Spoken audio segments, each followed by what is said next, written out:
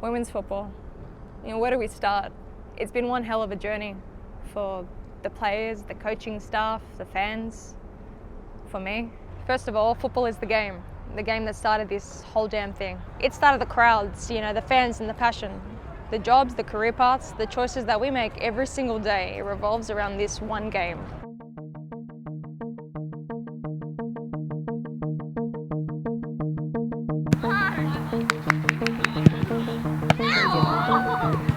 No pressure, no pressure! We're here at Marconi Stadium, home for the Marconi Stallions. This is a club full of football history. From the old NSL days to the current NPL days. This is where football lives, in Western Sydney. Which means the grounds on which we stand on, especially like the one right in front of me, has been graced by Matildas, both past and present. And these are women in football who have changed the game in Australia for the better. Before the trophies and the glory, before the names on the back of shirts and adoring fans for their club and country, it started from the bottom like many did before. And that was along the lines of small dirt patches and football pitches. In the backyards and the back streets. Pitches like these. To later end up on football pitches, much like these.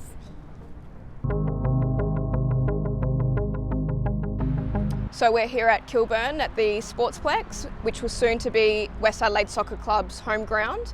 It's not too far away, so it's still under construction.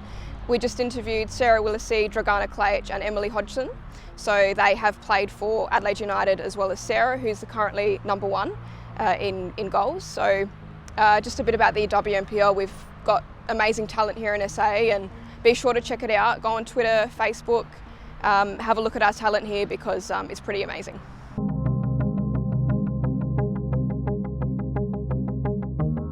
Yeah, so playing for West Adelaide, I started here, I think this is my third season now at West Adelaide, and the league has developed each year. It's gotten so much stronger, more competitive. When I first started at West Adelaide, we used to have like 3 teams that were competitive, and that was sort of all year round, whereas now it's really picked up, and a lot of other teams have like stepped up their game as well, which is really good because it just shows how much competition there is within each team and throughout South Australia as well. So the league's definitely getting better season after season. Obviously there's the stronger teams and then there's the lower teams. They're not weak, but they're just not as strong. But it's definitely getting stronger and stronger every year. So I started playing for Adelaide United when I was 16 and this current season is my third. Yeah, I've really enjoyed it. It's been an awesome experience and I've learned a lot.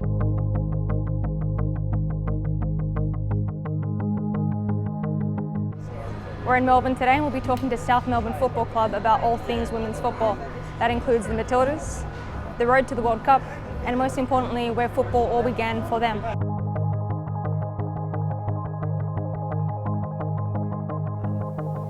The players coming through now, I think we do have better environments now. They don't have to fight to get teams. People are actually fighting to get female teams. Not always for the right reasons, but we're pushing. The participation's through the roof. We've got some unbelievable young players coming through, and I think the players are going to be better as they come through because before that, girls were coming into the game maybe 11, 12 years of age, so they've already lost that development like that the boys have from 2 years of age. Yeah. Now we're getting 4 or 5 year olds, okay, coming and playing organised sport. They've got a ball at their feet all the time. I mean, some of the young girls that are out there are amazing. Our little under 12 squad, we've got 2 9-year-olds in there. We've got, 6 10-year-olds, so they can play under 12s again. And then the rest will be players that move up to under 14s next year. But it's probably the youngest team in the league, and they're fantastic. There's a hell of a lot of potential there. So I can see senior players coming through there. I'll tell you now, one of them, they're all going to be fantastic, but one, she's already shown she'll be a midfielder for the Matildas in the future. Well, my mum wanted me to play a sport and she preferred a team sport because there was advantages in it. And then she suggested soccer because the rest of my family plays it. And then I started playing at the local club and I moved on to a better club and becoming a better player. I lost my passion, I guess, for football for a little bit. Didn't think I thought I was too old. I couldn't play anymore. And my daughter wanted to play a sport, and so I suggested a team sport. And the team sport I thought would be great would be soccer and would be football. So we went down to the local football club that I started at, and she started there playing with the boys. There was only probably a handful of girls playing at that stage, and they heard that I played there, they knew that I played there, and they kind of roped me in as assistant coaching, and then from there it went on to coaching, so yeah. Because I played as a striker up until 3 years ago, so it was up until I made the switch to goalkeeper that I thought, oh, this is something I really want to do. Like, I really enjoy playing soccer, but I wish, like, I want to take it to the next level. I was looking at like Matildas and the W League and like girls like that, and I was like, okay, like I really want to play W League, and like soccer is like such a big thing now. Like, so many girls are playing it in Melbourne and like all of Australia, and I was like, okay, this is something I really want to do, and like even to be a role model to someone else. What does that tell you? That we're not taking risks. We're smart, tactically. What does it tell you? Yeah. This is first point. This is where you want to practice. Okay? This is where we want to make mistakes. This is where we want to get better. If you not do what Sarah just show you up, you may not achieve the outcome on the weekend. It's your moment, your mindset, how far I want to go. You're fighting with yourself, nobody else. Me on the battle. Are we ready? Can't hear you. Yeah. Are we ready? Go.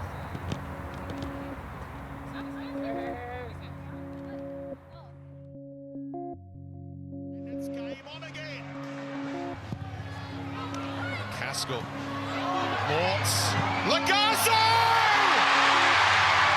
2-goal buffer restored, and Chloe Lagazo thumps one in. Too hot to handle for Eliza Campbell. And the Matildas star keeps the shot down with exquisite technique. Ante Juric, a champion again with a champion team.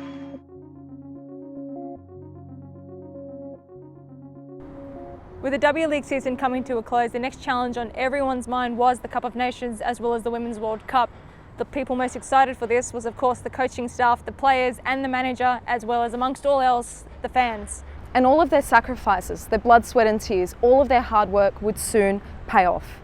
From the international friendlies, the W League, competitions, the 6th ranked FIFA nation, Australia, was ready.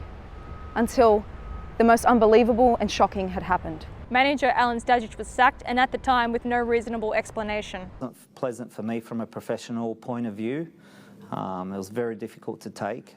The hardest part has not been the first shot, it's been the reverberations over the last 3 weeks that have affected my reputation and affected my family and my kids, so that's without question been the hardest part. We were only weeks out from the Cup of Nations and months away from the Women's World Cup. With no adequate replacement lines up for the Matildas, everything that Alen Stajic had built was due to fall. Many had feared the worst. What was going to happen to the Matildas? This was the tournament that would change their lives forever, and everything was up in the air. But then rumours started to flood around in the media for a replacement for the Matildas. Who was on the cards? None other than former assistant Socceroos coach and under-20s Australia manager Ante Milicic. The question is, was he right for the job? Well, the Matildas went on to win against New Zealand 2-0, followed by Korea and Argentina to dominate the entire competition and take home the cup. This cemented a lot of hope for both Ante and the Matildas and gave hope to Australian football once again, but most importantly, above all, women's football. Yeah, well for me again it was a weird time because it was right around my surgery, I had my own kind of personal challenges and battles that I was dealing with mentally but also physically, and it was just a weird time I think for us as a squad, but to be on the other end of that and to be looking forward to the World Cup, to be coming to the end of my rehab, to have a new coach in obviously, and the girls have settled in nicely, had a few great wins against some opposition here for the Cup of Nations as well. I think yeah, we found the light at the end of the tunnel, and now there's a lot more a lot bigger things to be excited about, and we're just focusing on that World Cup. Really excited. I called the World Cup matches in 2011. Yep. I was injured, so it was a great opportunity to still be involved, and you know, how many years on, I'm doing it again. So I see it as a massive privilege to be involved with a broadcast where that I grew up watching the World Cup. So really excited to just watch the Matildas like everyone else is.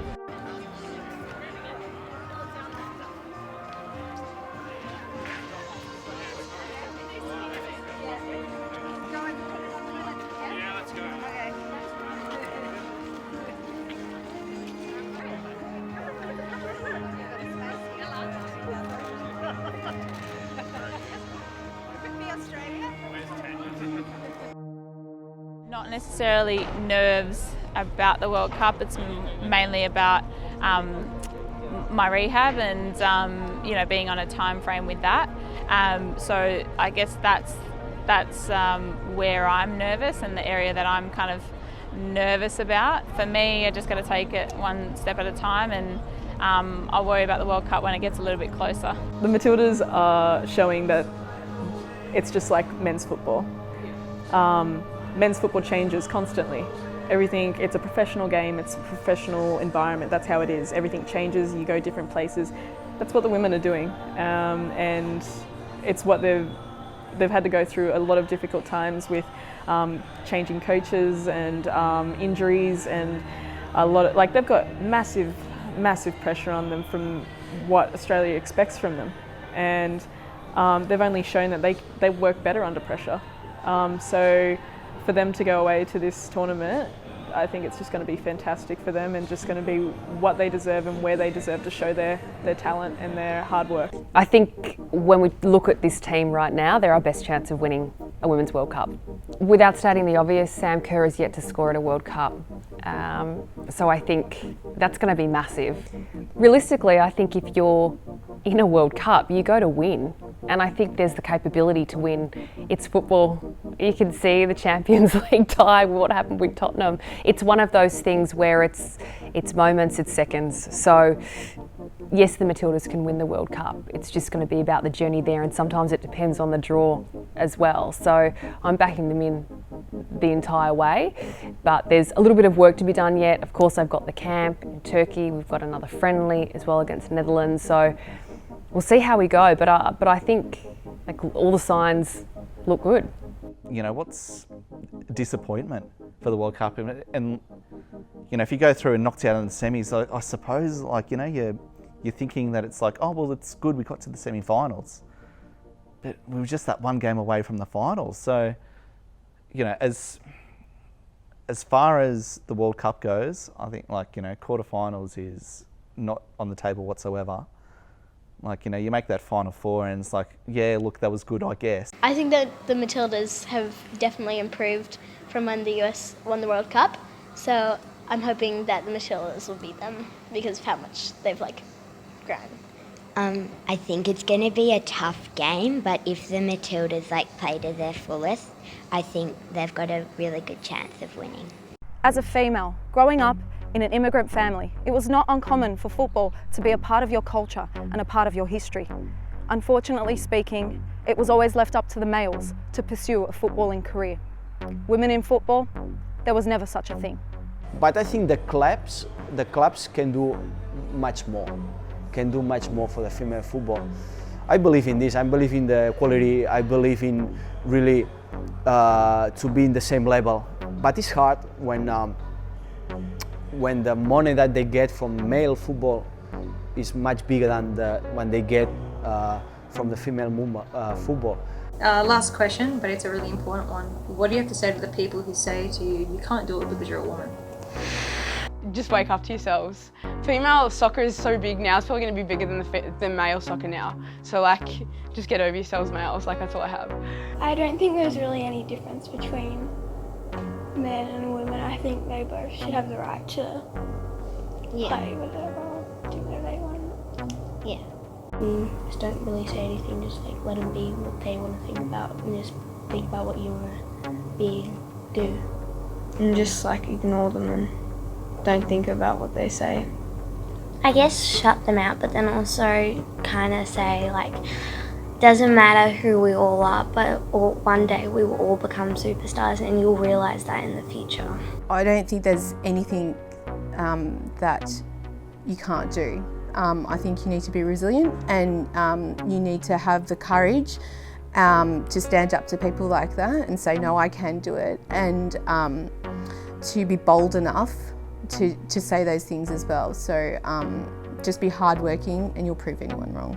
I think that being male, female it shouldn't really come into it at the end of the day. Like, it's a sport, we're all people, we should all be able to play it. And I think my advice would be just to ignore them, just to prove them wrong, because they can all play. I've got a squad of 16 fantastic players, and the fact that they're female has nothing to do with it. They're just fantastic players. So they can definitely do it because they're female.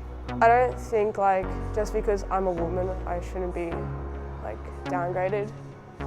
Like, if you, like, take the men's national team as an example, they're not doing that well. They just make World Cup, but they get kicked out in the group rounds. They've only made round of 16s like once, but then the women's, which is by far like a better team overall, still can't get noticed or crowds as big as the men's, even though they're better than them. I'm not one to talk back to like people I don't really know, but I just like put it behind me and like not let it get to me usually. Am I allowed to swear at this?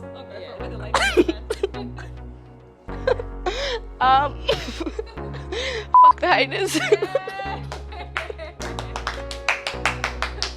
I don't think it's I can't do it because I'm a woman. I think it's because I can do it because I'm a woman. Hey! Thank you.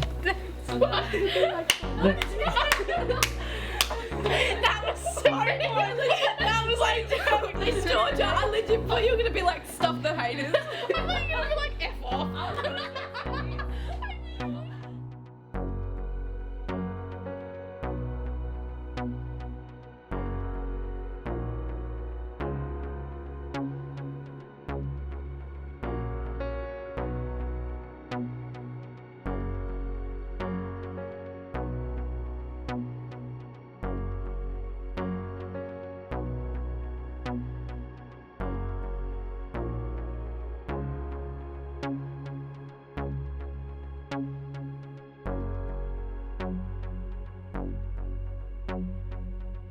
Is it going to be bloopers? With the W League season coming to a close, the next challenge on everyone's mind was the Tournament of Nations and the Women's World Cup.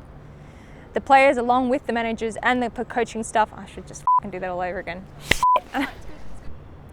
With the W League, me. It's going to be great for bloopers. And the Women's World Cup. The most excited amongst them all were the managers, the playing, me, the Tournament of Nations. Those most excited, the managers, the playing, me. Why do I keep saying that? Let me just go through the lines. All right. With the W League season coming to a close, the next challenge on everyone's mind was, I fucking forgot. I don't get paid enough for this shit. You hear that, Rose? I'm in pain, man. Look at it. I swear to God, it's blown up from just being in the plane. Like, my ankle's fucking swollen off as it is.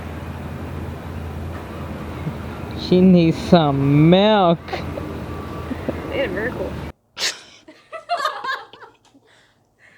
No, I take two. You need to go. You need to go. I'll be here all night. Just expecting how to do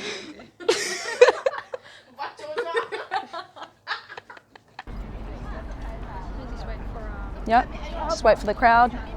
Thanks guys, all right, Mad, let's go. Yep, okay.